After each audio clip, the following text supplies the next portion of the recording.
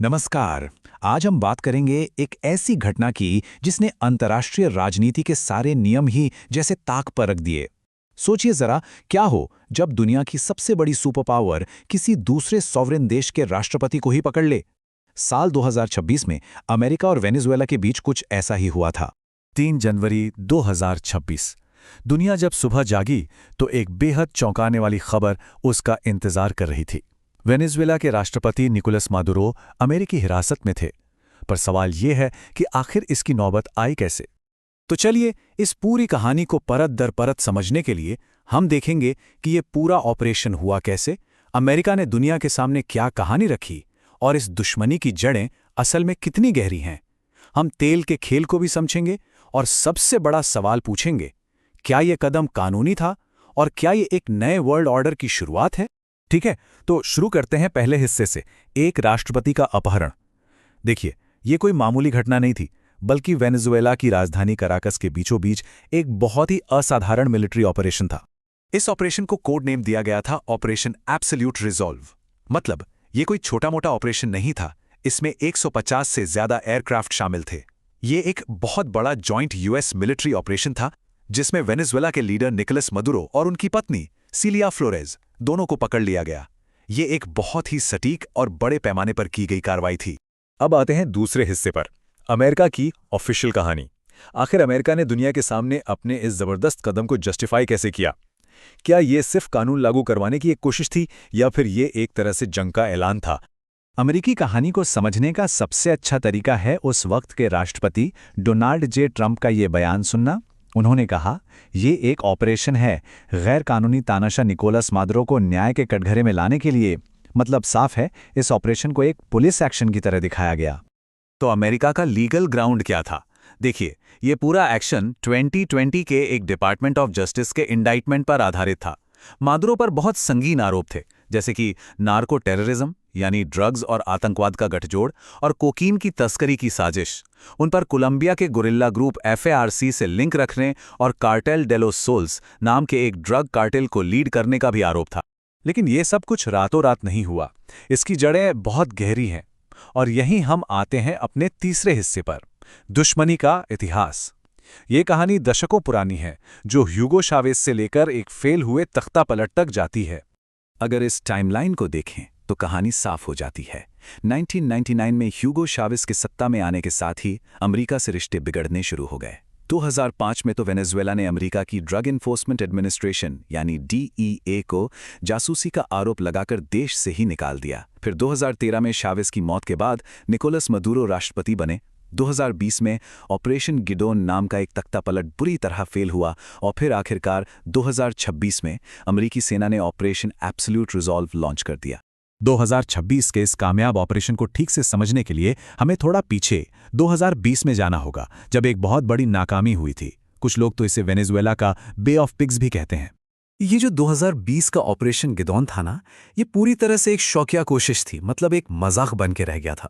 इसे एक पूर्व सैनिक ने सिर्फ 60 लोगों की एक प्राइवेट फौज के साथ करने की कोशिश की, वो भी बिना किसी सरकारी मदद के।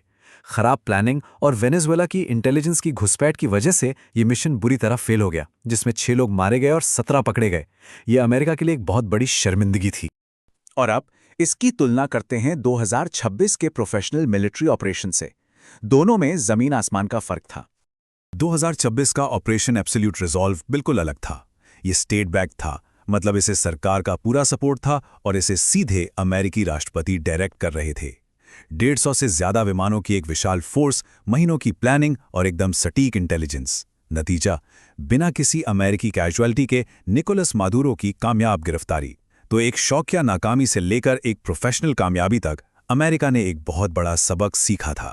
लेकिन इन सब के पीछे की असली वजह क्या है? इस पूरे जियोपॉलिटिकल टकराव के केंद्र में क्या है? एक शब्द में कहें तो तेल।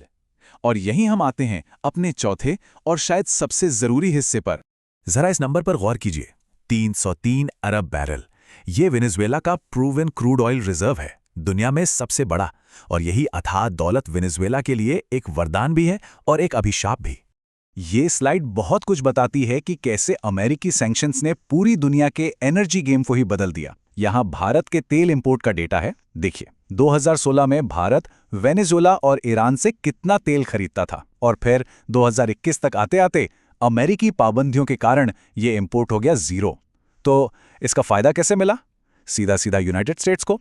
ये साफ दिखाता है कि ये पाबंदियां सिर्फ नियम नहीं हैं, बल्कि एक ताकतवर जियोपॉलिटिकल हथियार हैं, जो एक देश के नुकसान को दूसरे के फायदे में बदल सकती हैं। चलिए अब आते हैं सबसे बड़े सवाल पर, क्या ये सब कानूनी था?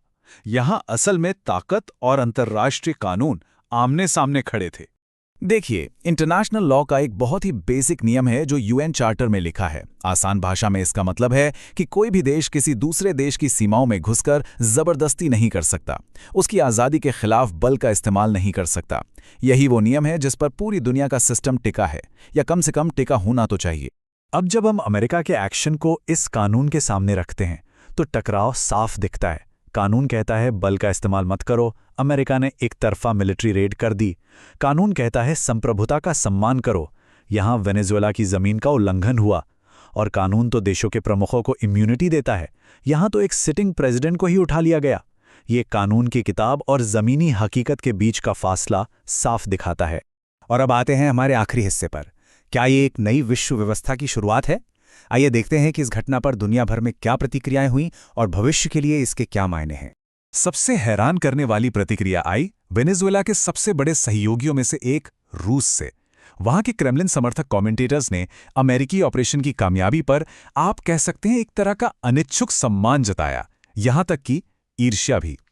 उन्होंने इसकी तुलना यूक्रेन में अपने फेल हुए हमले से की और माना कि अमेरिका ने वो कर दिखाया जो वो खुद नहीं कर सके।